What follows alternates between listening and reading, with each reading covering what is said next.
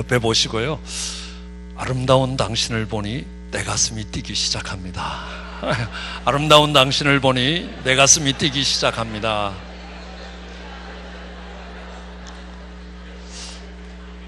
제가 이런 인사를 자주 했더니만 우리 남자 청년들은 꼭 자기가 좋아하는 자매 옆에서 예배를 드립니다. 그래서 인사하라 그러면 꼭 사랑의 고백을 하듯이 하게 됩니다. 그런 의미가 아니고요, 제가 여러분을 봐도 얼마나 가슴이 뛰는지 모릅니다. 우선요, 추석 연휴에 이렇게 말씀을 듣겠다고 이렇게 하나님 앞에 나오는 여러분을 보니까 얼마나 감사하고요, 또 우리 목사님들이 또 연합하여 함께 하시는 모습들, 또 우리 연합 성가대가 찬양대가 같이 찬양하는 모습이 얼마나 기쁜지 모릅니다. 하나님 말씀하셨죠. 형제가 연합하여 동감이 어찌 그리 선하고 아름다운지. 아론의 수염에 내린 기름이 그 옥깃에 내린 같고 헐몬의 이슬이 시온에 내린 같으니 하나님이 거기서 복을 명하시고 거기서 영생을 주신다라고 약속하고 계시지 않습니까? 마귀가 들어오면 그 연합을 깨려고 하는 겁니다. 하나님과 아담 사이의 연합을 깨고요, 아담과 하와 사이의 연합을 깨고 가인과 아벨 사이의 연합을 깨는 게 죄의 역사입니다. 우리가 십자가를 짊어지면 그곳에는 하나가 되는 연합이 일어나기 때문에 얼마나 귀한지. 특별히 정말 이 가슴이 뛰는 일은요, 어떤 일 때문에 그러냐 하면, 저는 이런 생각을 합니다. 우리가 나라를 빼앗기고 독립운동을 하시던 독립군들을 생각해 보십시오. 빼앗긴 나라를 되찾기 위해서 죽음의 사선을 지나가야 되는 겁니다. 목숨을 걸어야 독립운동을 할 수 있습니다. 근데 어느 날 형제가 나타나서 같이 독립운동을 하겠다 그럴 때 얼마나 가슴 뛰는지 아십니까? 어둠이 관영하고 죄악이 꽉 찬 세상 가운데서 내가 십자가의 죽음을 각오하고 하나님의 나라와 영광을 회복하는 일꾼이 되겠다라고 나올 때 그 형제 자매를 볼 때 그런 가슴 띄임이 있어야 된다라고 생각합니다. 그런 은혜가 있기를 원합니다. 인사말 하나 더 소개시켜 드리면요, 이거는 저희가 개발한 게 아니라 브라질의 이 밀림 속에서 성경 번역을 하고 있는 위클리프에서 소속돼서 사역하는 강명관 목사님이, 선교사님이 저희 교회에 와서 멋진 인사가 하나 있다는 겁니다. 인사하기 전에 먼저 설명을 합니다. 눈이 두 개인데 한쪽 눈을 감으면 눈이 한 개 된다는 겁니다. 눈이 두 개인데 뜬 상태에서 이렇게 가리면 반이 된다는 겁니다.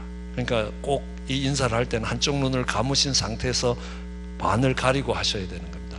아름다운 당신의 모습에 한눈에 반했습니다. 이렇게 옆에 한번 해보시죠. 아름다운 당신의 모습에 한눈에 반했습니다. 그러니까 우리 집사님들은 아무 소리 안 하고 이렇게만 합니다. 그래도 이렇게 인사가 되거든요. 그리고 이렇게도 이야기합니다. 이렇게 입을 가리고요, 또 귀를 한 손으로 또 가리고 이렇게 가리고 이야기합니다. 당신은 턱없이 귀엽다, 그렇게 이야기합니다. 그래서 그런 아름다운 인사들이 오갈 수 있게 되기를 원합니다. 오늘 우리가 읽은 이 본문의 말씀은 저희 가정에는 굉장히 소중한 본문이었습니다.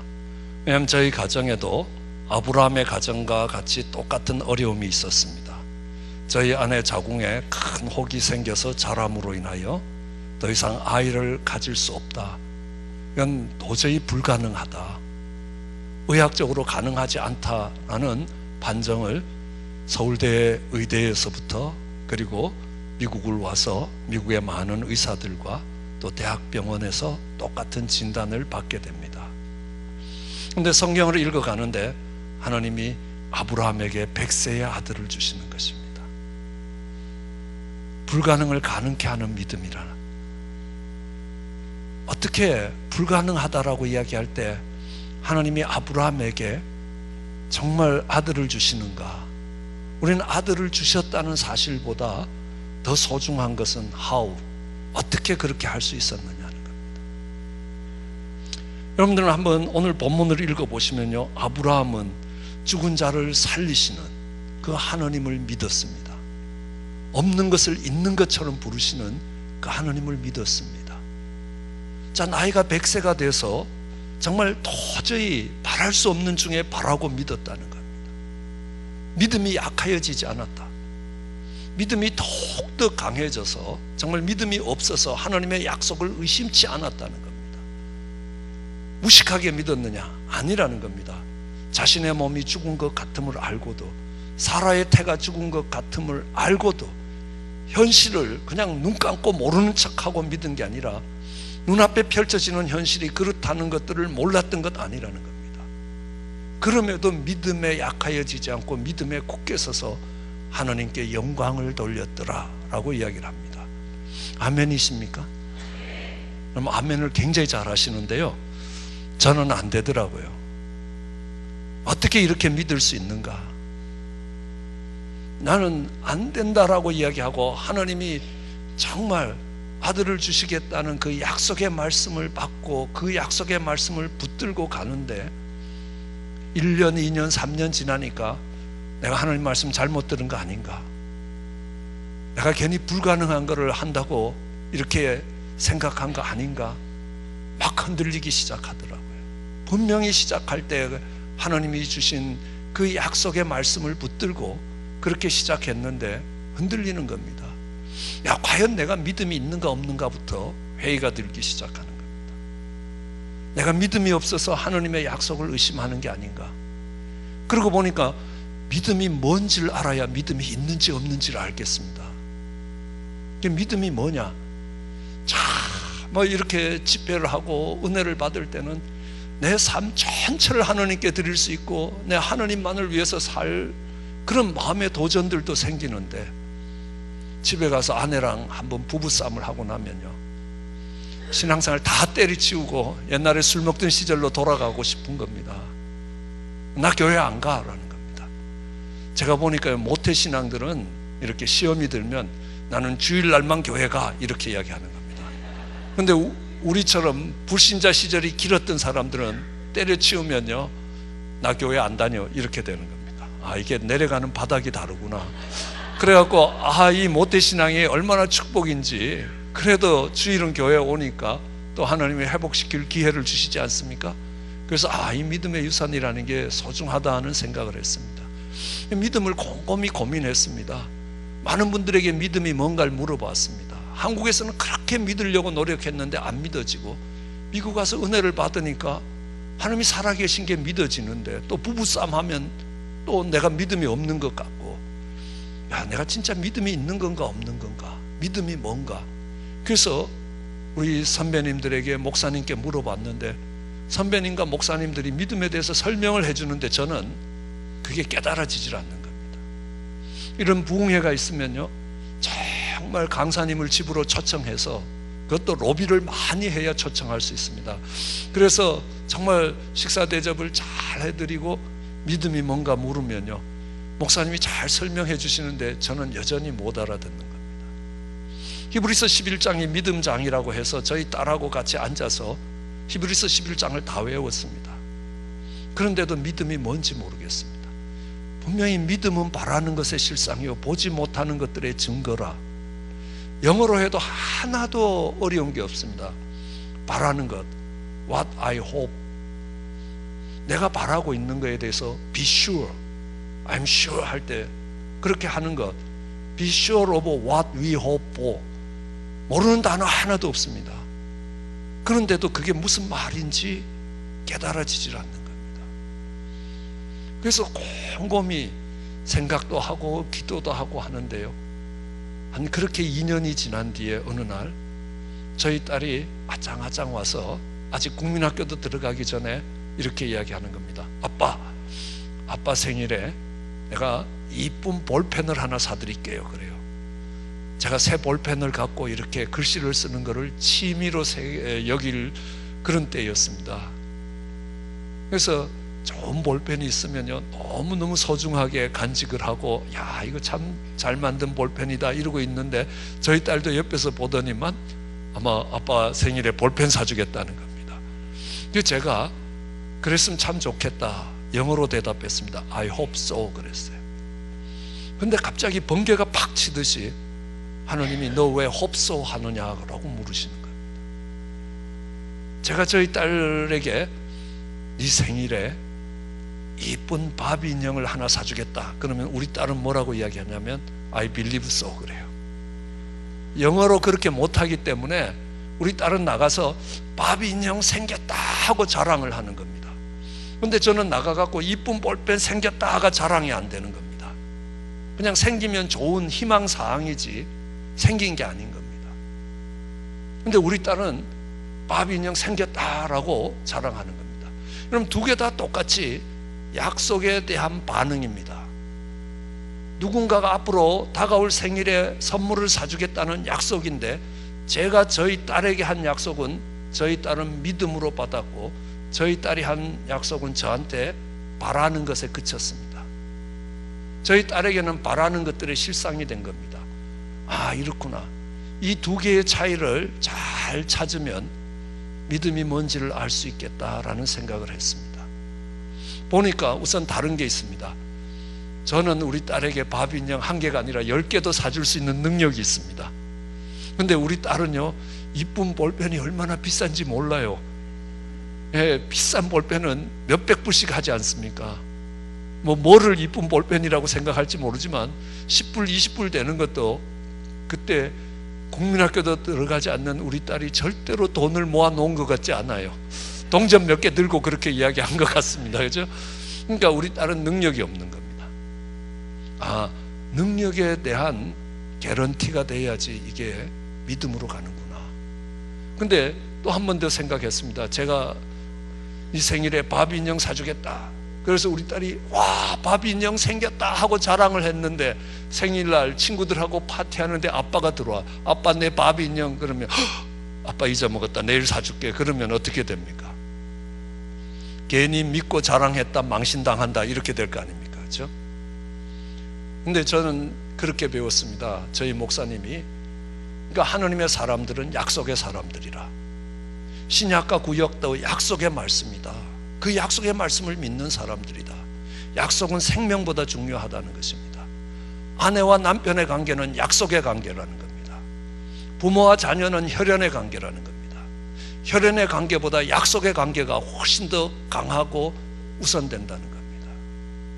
그렇기 때문에 저희 딸에게 아빠가 약속할게, 이거는 천지가 개벽돼도 이루어지는 겁니다.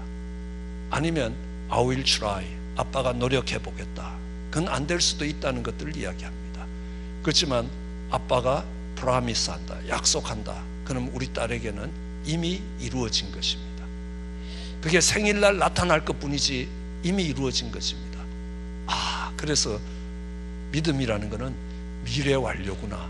미래에 이루어질 일이지만 이미 이루어졌다고 받아들이는 것이다.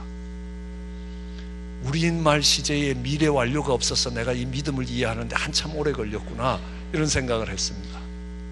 약속에 대한 반응이고 그 약속이 이미 이루어졌다는 걸로 받아들이는 거다.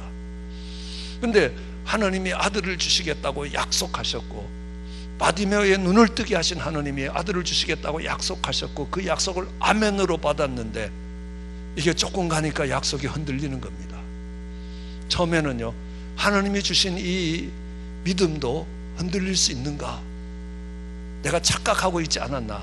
이게 믿음이 아니지 않았느냐? 이런 생각이 드는데요, 아니라는 겁니다. 성경을 읽어보다 보니까 아브라함도 믿음이 흔들린 때가 있더라는 겁니다.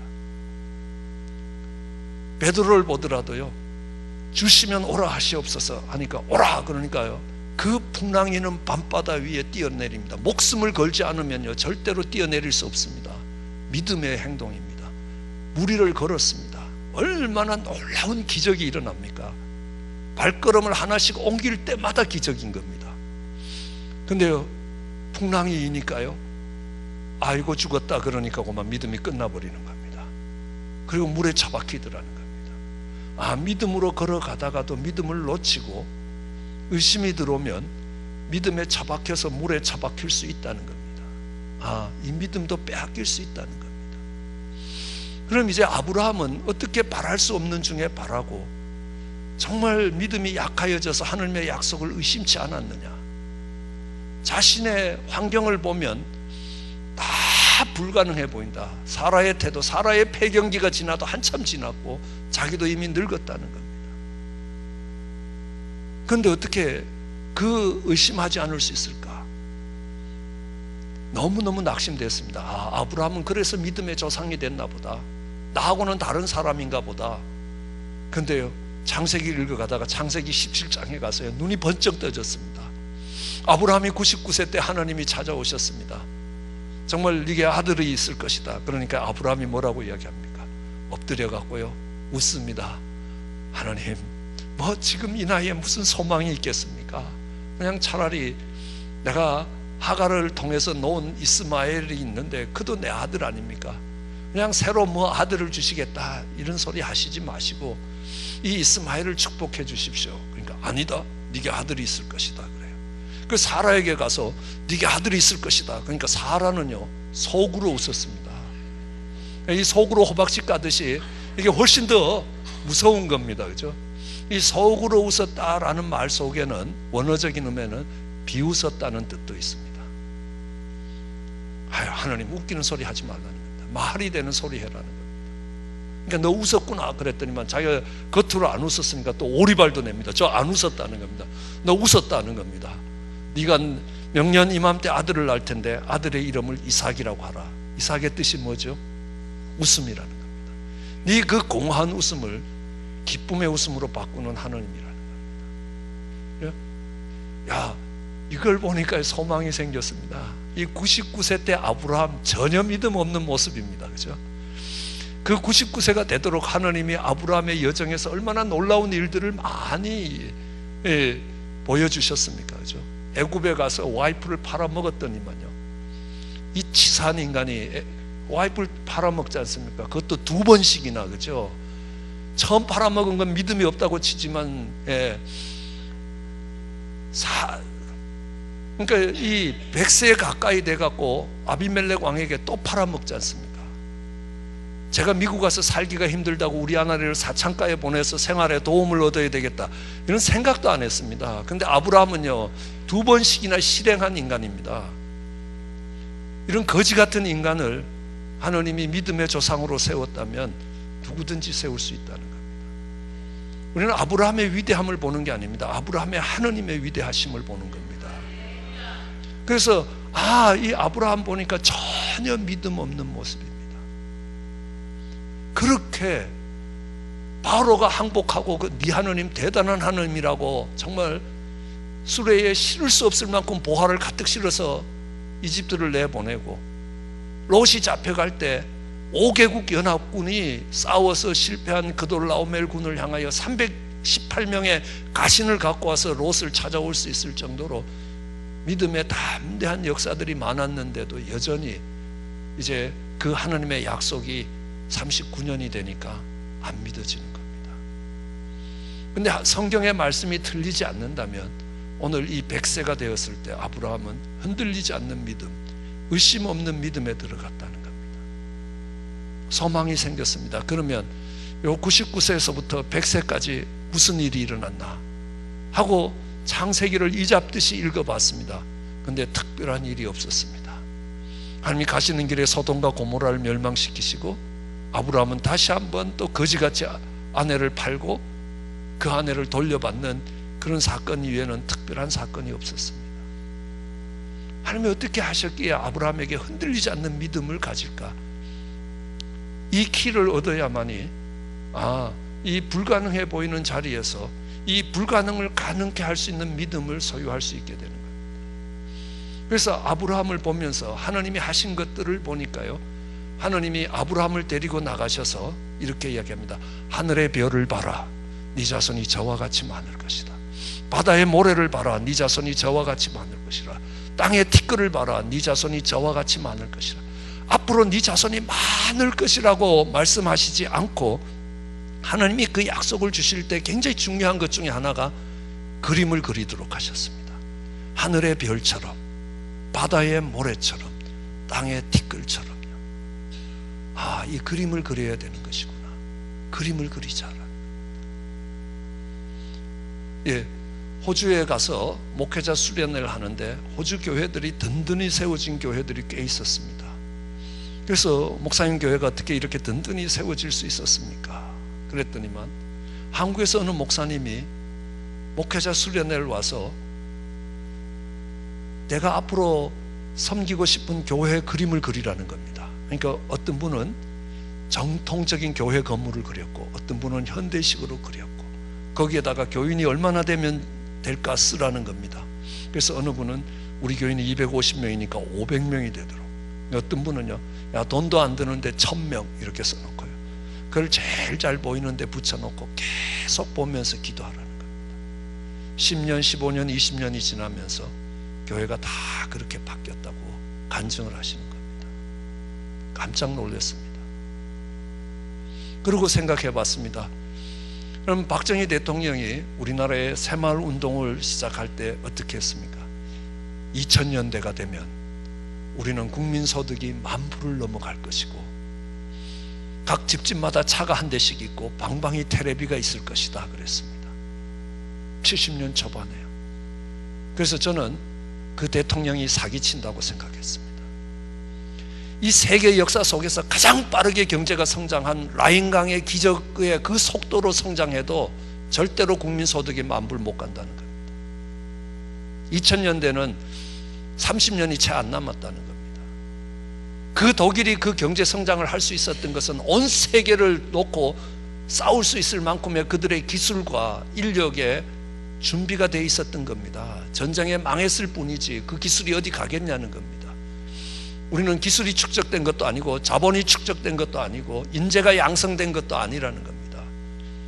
그 속에서 어떻게 라인강의 기적보다 훨씬 더 빠른 경제 성장을 해서 국민소득이 10,000불, 그 당시에 1,000불이 안 됐습니다. 680불인가 그랬습니다. 그리고요, 집집마다 차가 한 대씩 있다. 예.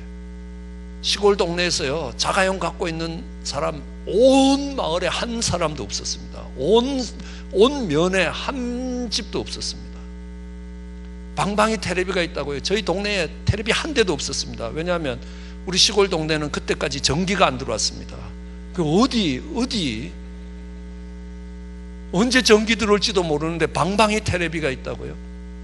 이거는요, 독재자가 자기 독재를 합리화시키기 위해서 백성들에게 허황한 꿈을 주고 허리띠를 졸라매게 한다고, 그 대통령은 물러나야 된다고 아주 목숨을 걸고 퇴진운동을 했습니다. 그런데 2000년대가 됐습니다. 보니까요, 국민소득이 지금 30,000불대를 넘어갔습니다.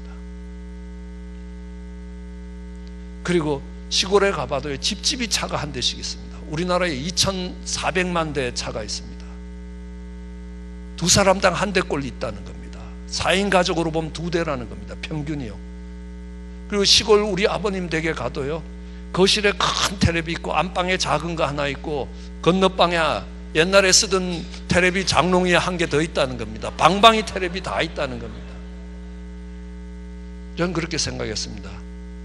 저는 확신했습니다. 제가 가진 많은 지식을 가지고 대통령이 잘못됐다고 확신했습니다. 그런데 2000년대가 되니까 달라졌습니다. 제가 틀린 겁니다. 그가 그린 그림대로 이루어졌다는 겁니다. 왜요? 그림을 그렸기 때문에. 그래서 저희 교인들이 9명밖에 안 되지 않습니까?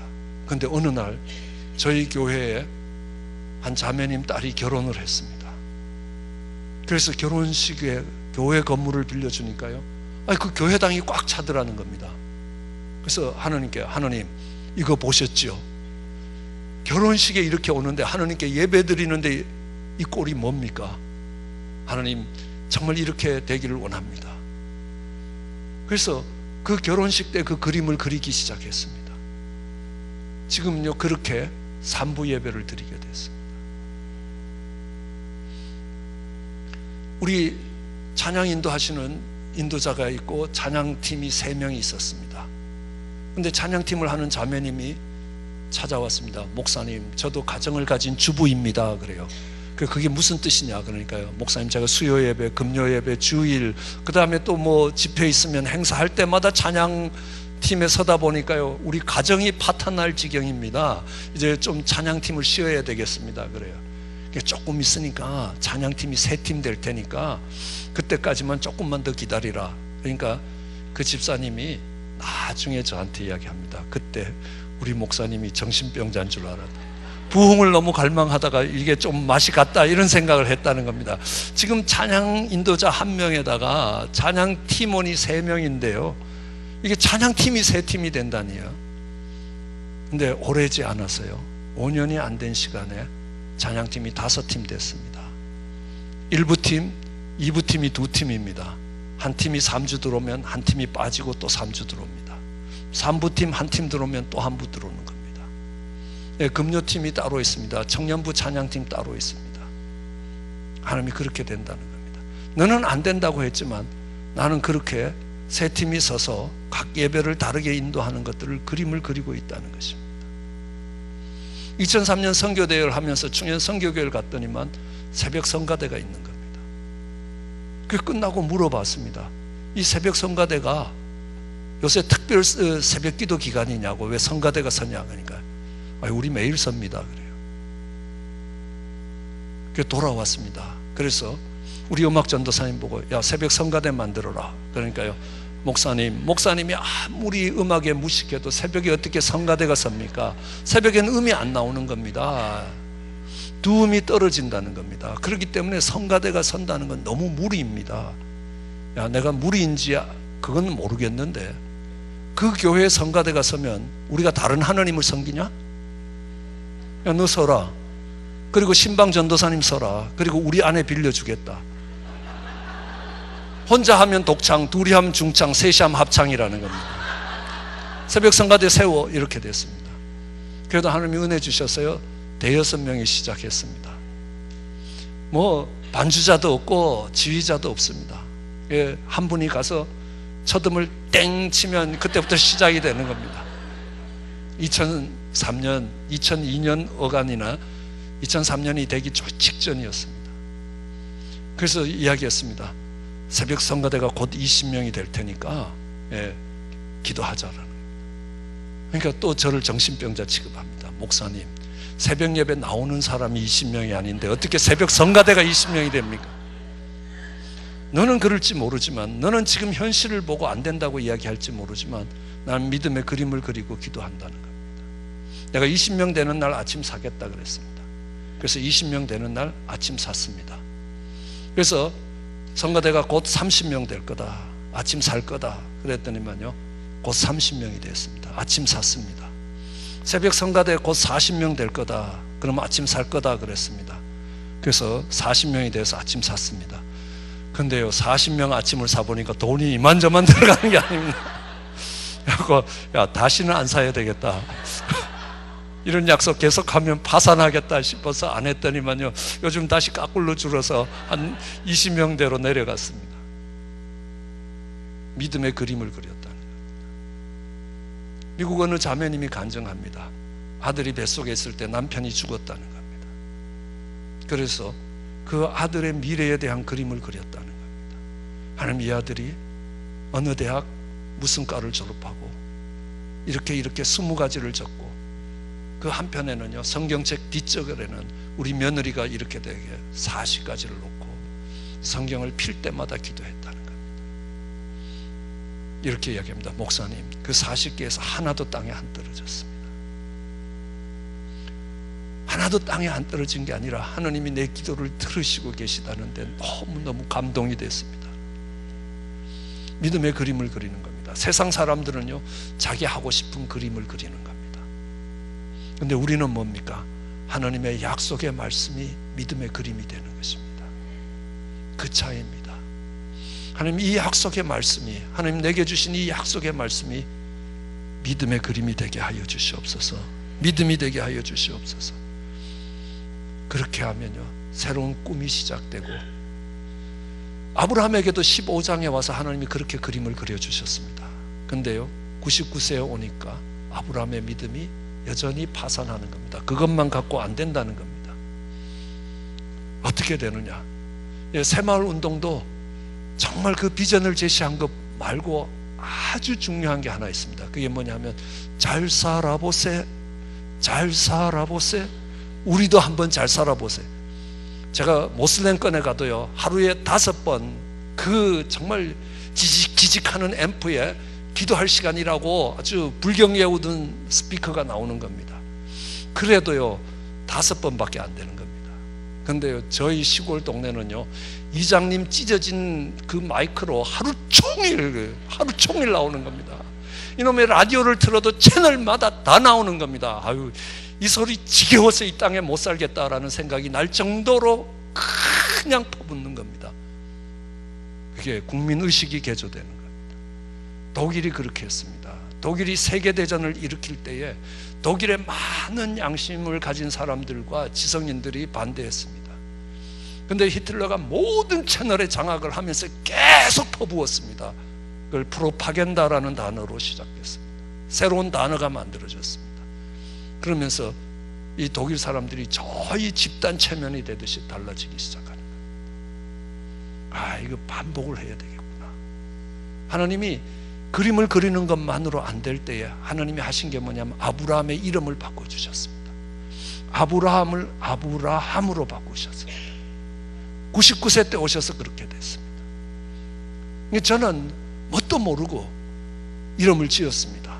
저희 딸이 아라라는 이름을 갖고 있습니다. 고아라. 그래서 저는 뷰티풀, 곱다라는 뜻으로 이름을 지었는데 저희 아버님이 그 이름을 듣더니만 걔가 부모가 멀쩡히 살아있는데 왜 고아냐 그래요. 그래서 이게 안 되겠다, 아들 이름은 잘 지어야 되겠다. 그래서 아들 이름은 요한이라고 지었습니다. 요한복음에 나온 요한, 성하고 하면 고요한 밤, 거룩한 밤입니다. 고요한입니다. 그랬더니만요, 절코 조용하지 않고요. 그래서 우리 집사님들이 고요란이라고 부릅니다. 그죠? 근데 어쨌든 요한이라고 이름을 짓고 우리를 앞으로 요한이 엄마, 요한이 아빠로 불러달라는 겁니다. 그러니까 부르면서도 킥킥킥 웃어요. 아브라함의 입장을 생각해 봤습니다. 그래도 저는 30대 중후반입니다. 근데 아브라함은요, 100세에 대해서요, 어느 날 아브라함이 혼자 산 거 아니지 않습니까? 롯이 잡혀갈 때 318명의 가신을 동원할 수 있으면 아브라함의 집에서, 아브라함의 텐트에서 밥 먹고 사는 사람이 2000명은 된다는 겁니다. 그래서 아브라함은 개인이 아니라 부족 국가의 족장이라고 이야기하는 겁니다. 아브라함, 이삭, 야곱을 족장 시대라고 이야기하는 이유가 거기에 있습니다. 그 많은 사람들을 불러놓고, 야, 오늘부터 나를 아브라함이라 하지 말고 아브라함이라 해라. 옛날 아브라함이라는 건 영어로 하이 파더, 인격이 고매하신 분이라는 겁니다. 그렇습니다. 충분히 그렇습니다. 뭐 사람들이 아내를 여럿 삼을 때도 사라 하나밖에 아내가 없었습니다. 아기를 못 낳아도 눈을 딴 데 돌리지 않고 그 아내와 함께 살아왔습니다. 그러니까 얼마나 그 시대에 고결한 삶을 살았습니까? 인격이 고매하신 분이라는 겁니다.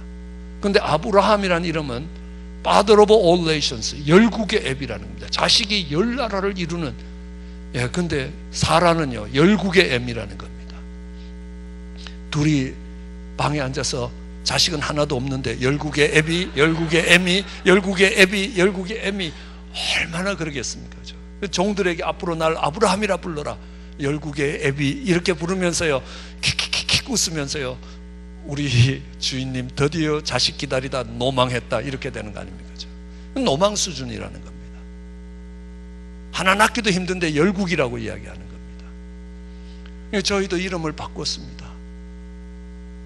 그러니까요, 우리 분인나 같은 집사가 와갖고요, 매달 집사님 아들 이름도 지어놓고 기도하는데 아들 안 주셨어 그래요. 한 달이 올 때마다 저 인간 또 찾아오겠다라는 겁니다. 미치겠는 겁니다. 그런데 그러면서 깨달아지는 게 있습니다. 뭐냐 하면요, 이 이름이 불려질 때마다 하나님의 약속이 생각나는 겁니다. 이 약속이 하나씩 하나씩 마음에 들어오는 겁니다. 그러던 중에 하나를 찾았습니다. 우리 믿음의 싸움은 생각의 싸움이라는 겁니다. 여러분, 시험 치는 날 쫙 가서 엿붙이고 미역국 안 먹는 거, 이 미신입니까? 아닙니까? 저 미신으로 배우고 자랐습니다. 그리고 미신인 줄 알았습니다. 그러나 목사가 돼서 영적인 세계가 보이니까 미신이 아니었습니다. 제가 중요한 시험을 치는 날 아침이었습니다. 이렇게 박사과정 공부를 하다 보면 퀄리피케이션, 프리리미리라도 하는 이런 자격 시험을 쳐서 거기에 통과돼야 논문을 쓸 수 있는 자격이 주어지는 겁니다. 그 시험을 치는 날입니다. 8시간 동안 내내 시험 치는 겁니다. 근데 아침에 일어나서 샤워를 하는데요, 비누가 똑 부러지는 겁니다. 이놈의 비누가 왜 부러지지? 이렇게 되는 겁니다. 뭐 쓰다가 얇아져서 부러졌겠지요. 그런데 해필이면 오늘 아침에 그 비누가 똑 부러지는 겁니다. 아주 기분이 영 찝찝했습니다. 그리고 밥을 먹는데요, 숟가락이 똑 부러지는 겁니다. 야, 이거 밥통이 날아가나 보다. 불안해서요, 야, 오늘 시험 망치겠구나라는 생각이 드는 겁니다. 마음이 불안해지기 시작하는 겁니다. 그래서 가서 밥맛도 없고 그래서 치우고 가서 골방에서 기도했습니다. 주 안에 있는 나에게 딴 근심 있으랴 하는 455장 찬송이 흘러나오는 겁니다. 그래, 맞아. 내가 주 안에 있는데 무슨 근심을 하느냐. 내 이 두려움이 기도로 바뀌면 되는 거다. 마음이 평안해졌습니다. 가서 착 시험지를 보는데 프리림 테스트가 안 보이고 숟가락이 탁 부러지는 게 또 불안해지는 겁니다. 이거 또 찬송을 부르는 겁니다. 그러니까 마음이 가라앉습니다. 이게 넘기고 8시간 시험 치는 동안 수십 번 그 찬송을 불렀습니다. 그러면서요, 너무너무 힘들었습니다. 여러분, 그렇습니다. 비누가 부러지고 숟가락이 부러지는 거하고 내가 시험 치는 자세하고 별로 상관이 없는 것처럼 보입니다. 근데 그걸 통해서 내가 시험에 떨어질 거라는 이 불안한 생각이 들어오는데 이 생각을 떨쳐버릴 수가 없는 겁니다. 그래서 그 다음부터는요, 조그만 시험이 있어도 그 뒤로는 계속 과목을 들으면 중간고사를 쳐야 되니까 시험 칠 때 비누가 얇으면 쓰레기통에 확 버리고 새 거 꺼냈었어요. 이 새 걸 꺼냈으니까 이 비누가 크니까 손에서 또 쭈르륵 미끄러져서 꽉 처박히는 겁니다. 또 기분이 불편한 겁니다. 그죠? 야, 이거 얇은 거 쓸 수도 없고 새 거 쓰기도 나쁘고. 근데 로이 목사님이 쓴 찬양과 경배의 능력이라는 책을 읽었습니다. 이 로이 목사님은 찬양 사역자인데 저기 유럽에 가서 큰 찬양 집회를, 전도 집회를 하고 있는 동안에 조지아에 있는 자기 아내가 교통사고가 나서 즉사합니다. 그래서 돌아와서 아내의 장례식을 마치고, 그러니까 방 안에 우두커니 앉으니까요, 너무너무 답답하더라는 겁니다. 그 목사님이 오셔서, 담임 목사님이 오셔서 자네는 찬양을 회복해야 자네의 영이 산다는 겁니다. 그렇지 않으면 자네도 죽는다. 그래서 이분이 그냥 기타를 들고 몇 곡을 찬양을 하면요, 야, 이 위선자야, 네가 놀러 간 것도 아니고 복음 전하기 위해서 유럽에 갔는데 네 안에 인사 한 번도 못할 정도로 그렇게 지키지 못하는 네 하나님이 찬양이 되냐? 그 하나님을 찬양하는 너는 위선자다라는 생각이 들어요. 그럼요, 기타를 또 확 집어던지고 가만히 있다가 또 아무것도 할 수가 없으니까 다시 기타를 붙들고 찬양을 하고, 그 과정을 여러 번 하다가 마침내요, 기타를 들고 7시간을 계속 찬양을 하니까 자기를 묶고 있던 결박이 팍 풀어지면서 그 영이 하나님을 찬양하기 시작하더라는 겁니다. 그러면서 그분이 책을 썼습니다. 찬양과 경배의 능력이라고요. 저는 그분의 찬양과 경배의 능력이 아니라 우리 마음속에 마귀가 주는 생각과 하나님의 생각의 이 싸움이라는 걸 발견했습니다. 가롯 유다의 마음에 예수를 팔려는 생각을 집어넣은 게 마귀라는 겁니다. 요한복음 13장 2절에 보면 마귀가 가롯 유다의 마음에 예수를 팔려는 생각을 집어넣었다는 겁니다.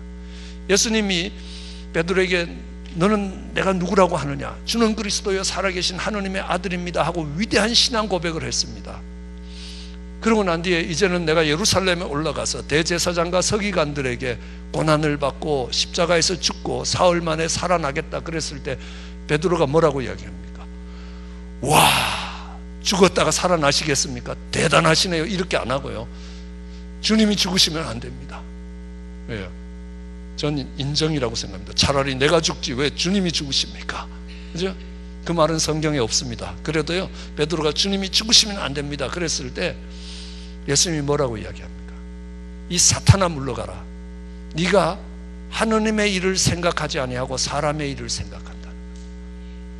그 생각이 어디서 오느냐는 것입니다. 믿음의 싸움은 생각의 싸움이라는 겁니다. 그러니까 여러분 보십시오. 엿을 탁 붙이면서 붙는다는 생각을 하는 겁니다. 그럼 마음에 평안이 오는 겁니다. 미역국을 먹으면서 미끄러진다는 생각을 합니다. 그럼 마음에 불안이 옵니다. 그럼 성경이 이야기합니다. 네 얼굴의 안색이 재앙을 자초했다는 겁니다. 그렇기 때문에 우리는 그 생각을 묶을 수 있는 힘이 없는 우리 조상들이 부정적인 생각이 안 들어오고 긍정적인 생각이 마음에 자리 잡도록 하는 것은 미신이 아니라는 겁니다. 영적으로 굉장히 밝은 조상들이었습니다. 그 다음부터는 할 수 있었습니다.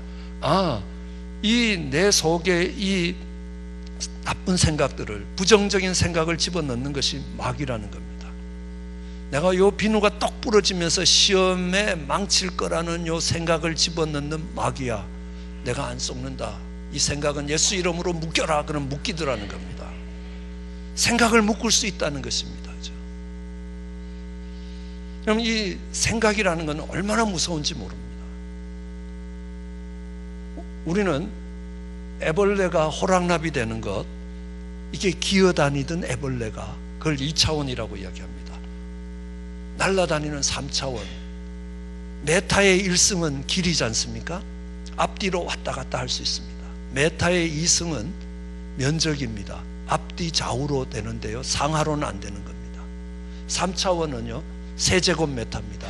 앞뒤 좌우 상하로 움직입니다. 그런데 시간이 안 움직이는 겁니다. 근데 4차원은 시간이 움직입니다. 그럼 우리 몸은요 시간을 움직일 수 없습니다. 3차원에 제한되어 있습니다. 우리가 10년 앞으로 뛰어간다? 안 되는 거 아닙니까? 우리 간을 10년 전으로 돌린다? 안 되는 거 아닙니까? 그런데 우리 생각은 10년 뒤로 갈 수도 있고 10년 앞으로 갈 수도 있습니다. 우리의 생각은 묶이지 않는다는 겁니다. 그러면 이 생각은 4차원에서 움직이고 있다는 겁니다. 그럼 3차원이 2차원에 한번 개입해 보십시오. 애벌레를 꼭 집어서 이 위에 올려놓으면 뭐라고요? 기적이라고요. 배때기로 안기었는데 위치가 이동됐다는 겁니다. 3차원은요 당연한 거라는 겁니다. 일상이라는 겁니다. 4차원의 일상인 것이 3차원은 뒤집어진다는 겁니다. 생각이 달라지면 3차원이 뒤집어진다는 겁니다. 그래서 저는 저희 아들에게 더 시크릿이라는 영화가 있습니다. 분명히 뉴에이지 영화입니다. 근데 이거를 보고 독후감을 쓸 때마다 100불씩 주겠다 그랬습니다. 3페이지 독후감을 쓰면 100불 주겠다는 겁니다. 지금까지 3번 써갖고 저한테 300불을 받아갔습니다. 앞으로도 네가 돈이 없으면 다시 또 써라. 그럼 또 100불 주겠다라는 거예요. 얼마든지 줄 거다라는 겁니다. 분명히 뉴에이지입니다. 그게 뭐냐 하면요, 나폴레옹이든 히틀러든, 그러니까 긍정적이든 부정적이든 세계를 움직였던 사람들이 갖고 있는 공통적인 하나의 비밀이 있다. 그게 뭐냐면 생각을 다스릴 수 있는 사람들이었다. 생각을 바꿀 수 있는 사람들이라. 그 사람들은요 그 생각의 힘을, 긍정적인 사고의 그 힘을 가지고 나를 하느님처럼 만들겠다는 겁니다. 우리 그리스도인들은요 그 힘을 가지고 하나님을 영광스럽게 만들겠다는 겁니다. 그 목적의 차이지 그 방법에서는 동일하다라는 것입니다. 그만큼 생각의 차원은 무서운 것입니다. 저희 2003년에 선교대회를 하면서요 220명 선교사님들 강사로 불렀습니다. 450명의 선교사가 참석했습니다. 그분들 등록금 하나도 안 받았습니다. 그리고 1200명이 선교 지도자들이 와서 4박 5일을 하는데요 안 된답니다. LA에 100년 동안 한 번도 연합 집회가 없었다는 겁니다. 100년의 역사 속에서, 이민 100년이 되는 역사 속에서 교회들이 연합 행사를 해서 한 번도 성공 못했다는 겁니다. 보는 사람마다 안 된다는 겁니다. 저한테 가장 큰 싸움은요 그 안 된다는 생각에 아멘 안 하는 겁니다. 한참 자다가 뻘떡 깨면요 야 비용이 거의 $1,000,000 가까이 들 것 같은 겁니다. 근데 이거 부도나면 내가 1년에 얼마씩 벌어서 몇 년을 갚아야 되나 계산을 막 하고 있는 겁니다. 그럼 하나님이 너 뭐 하고 있냐 하는 겁니다. 그 싸움의 끝까지 안 된다는 생각을 아멘하지 않는 게 가장 어려운 사투였습니다. 열심히 움직여서 정말 이렇게 발로 뛰어다니는 것보다, 육체적으로 지치는 것보다 그 생각을 다스리는 게 훨씬 더 힘들더라는 겁니다. 예수의 이름으로 안 된다는 생각들을 하루에도 수십 번씩 묶어야 되는 겁니다. 그 말을 들을 때마다 예수 이름으로 물러가라라는 겁니다. 그리고요, 저희는 그 대회를 아름답게 마칠 수 있었습니다. 하나님이 돈을 얼마나 주시는지 대회 일주일 열흘 전에 더 이상 헌금 안 받는다고 마감했습니다. 많은 선교사님들이 거기 와서 다시 힘을 얻고, 목사님 제가 선교사역 포기하려고 했는데 다시 시작할 수 있겠습니다. 여러 선교사님한테 그 이야기를 들었습니다. 그 수고에 대한 보상이 얼마나 컸는지 모릅니다. 근데 그 싸움에서 가장 처절했고 가장 힘든 싸움이 안 된다는 생각을 받아들이지 않는 겁니다. 안 된다는 생각이 아니라 정말 할 수 있다 하신 분이 하느님이시라는 거예요. 이 대회를 하느님이 기뻐하실 것이다. 그래서 아브라함처럼 계속 반복해서 이름이 불려질 때마다 그 반복이 계속 들어오면요, 안 된다는 생각이 물러가는 겁니다. 하나님이 주실 것이라는 겁니다. 그래서 이 무리를 걷던 베드로도 보십시오. 주님이 오라 할 때 뛰어서 갈 수 있었습니다. 근데요, 저 풍랑에 맞으면 나는 물속에 깔아앉았다가 올라오기 전에 죽을 거다라는 겁니다. 그 생각이 베드로 속에 들어가니까 믿음이 그대로 정지되었다는 겁니다. 생각의 싸움이었다는 겁니다. 잘 생각하셔야 됩니다. 저희 교회 어느 집사님이 암에 걸려서 돌아가실 지경이 됐는데요, 믿음으로 일어서 보자 하고 기도했습니다. 한참 기도하는데요, 남편이 와서 이렇게 묻습니다. 너는 믿음으로 살겠지만 보험회사에서 네가 죽으면 매장을 해줄까 화장을 해줄까 결정을 하라는데 어떻게 해주면 좋겠냐? 뭐라고 대답해야 됩니까? 그 집사님이 돈도 없는데 화장하라 그래요. 그걸로 그 집사님의 믿음이 파손된 겁니다. 왜냐하면 그 대답을 하는 밑바닥에 너는 죽는다가 깔려져 있습니다. 그 대답과 함께 너는 죽는다는 생각이 그냥 마음에 박힌 겁니다. 그러니까 마귀가 그렇게 오는 것입니다.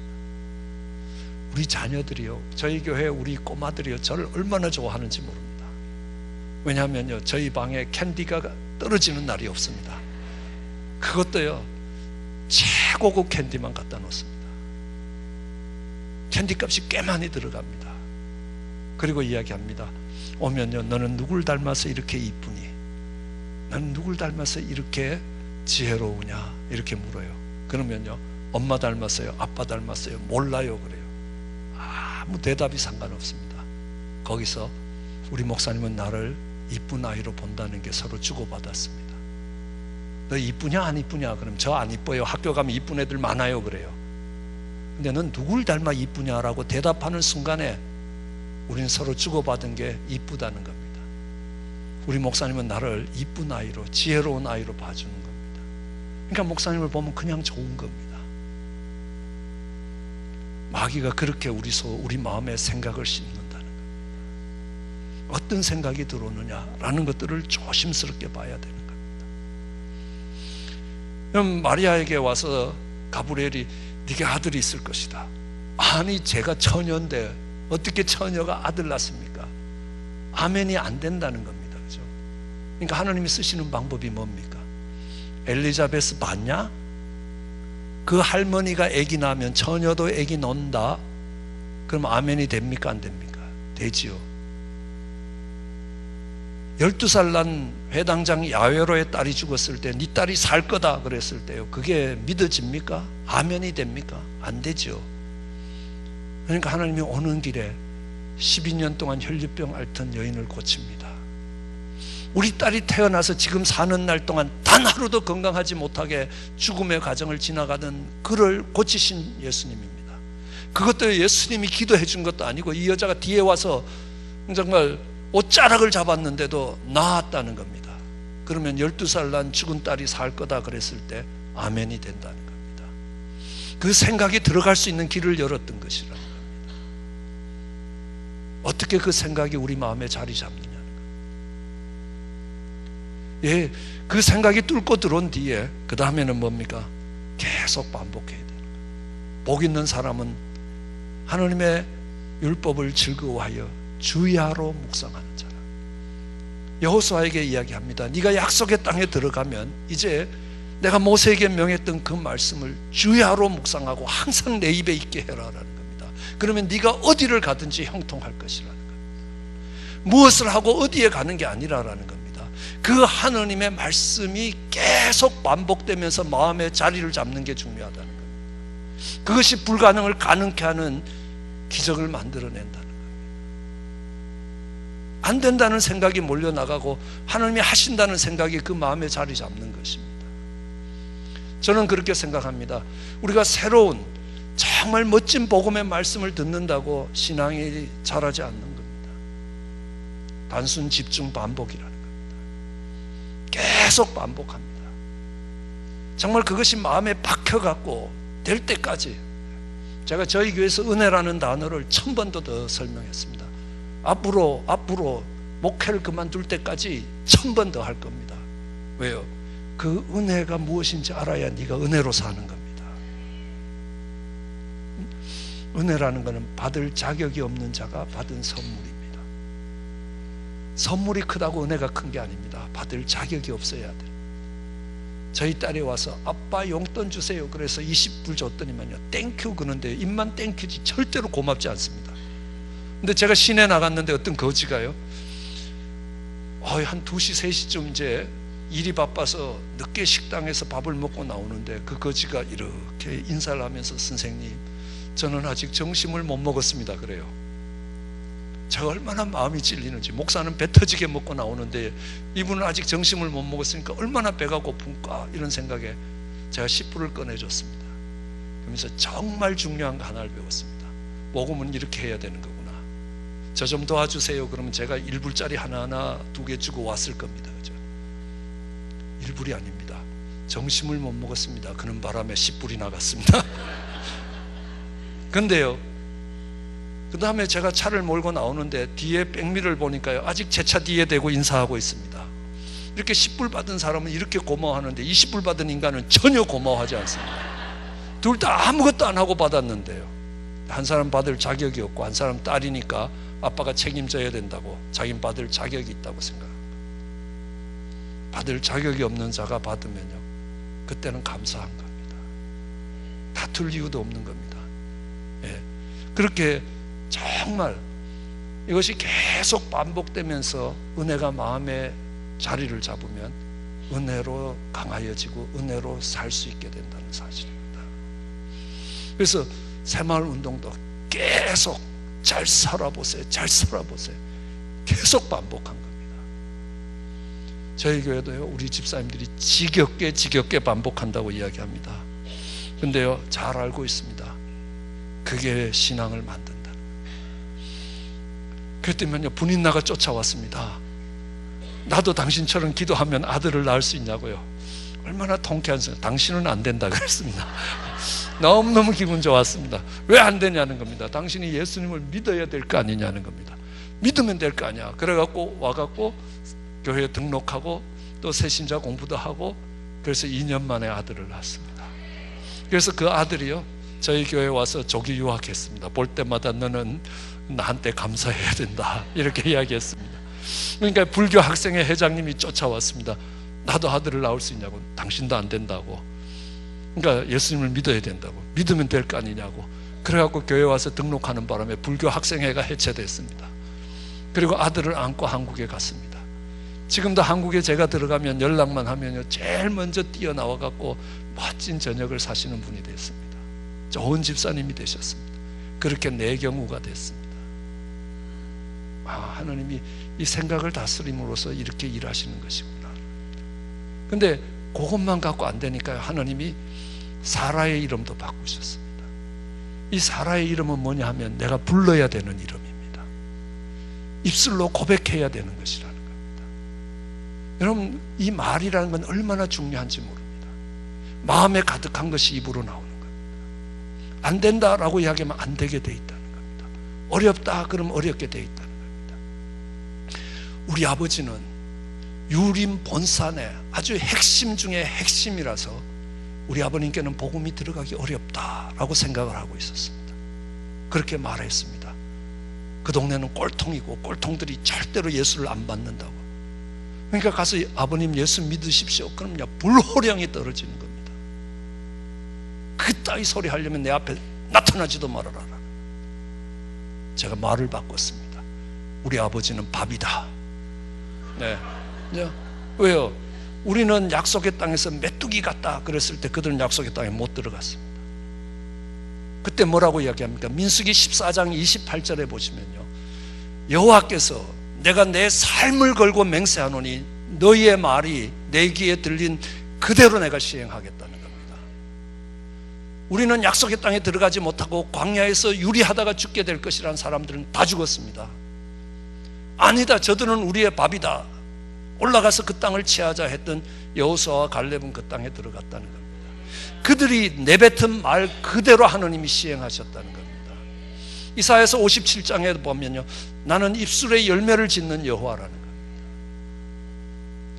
그 입술에 고백이 필요한 것입니다. 그 입술로 고백하니까요, 그 다음부터요, 우리 아버님께 복음을 전하면요, 병든 병아리처럼 이렇게 듣고 계셨습니다. 이 말이 얼마나 무서운 것이냐라는 겁니다.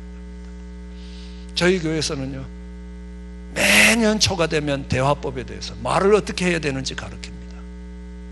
전체는 12주간 동안 가르칩니다. 이 말이 얼마나 무서운지를 알아야 된다는 것입니다. 그 말 한마디에 살릴 수도 있고 죽일 수도 있고, 그 말 한마디에 축복과 저주가 갈라진다는 겁니다. 이 믿음의 역사는 하나님이 믿음의 그림을 그리게 하셨습니다. 그것도 내가 바라는 게 그림이 아니라 하나님의 약속의 말씀이 그림이 되는 겁니다. 그 다음에는 우리가 생각을 반복해서 그것들을, 그 생각이 우리 마음에 자리 잡게 해야 되는 겁니다. 우리는 긍정적 생각이 아니라는 겁니다. 그 하나님의 약속이 반복되면서 그 약속이 우리 삶을 통해 성취되는 것입니다. 그리고 입술로 고백해야 됩니다. 정필도 목사님이 저희 교회에 여러 번 오셨고 제 개인적으로 많은 믿음의 도움을 주셨습니다. 근데 정필도 목사님이랑 한 7번 정도 제가 식사를 같이 한 것 같은데 7번 다 제가 밥값을 냈습니다. 이건 좀 억울한 것 같기도 합니다. 근데 정필도 목사님이 식사를 하실 때마다 저한테 하신 말씀이 있습니다. 내가 1000만 불짜리 레슨을 내가 그러니까 밥 한 끼에 넘긴다 그러시면서 이야기하시는 겁니다.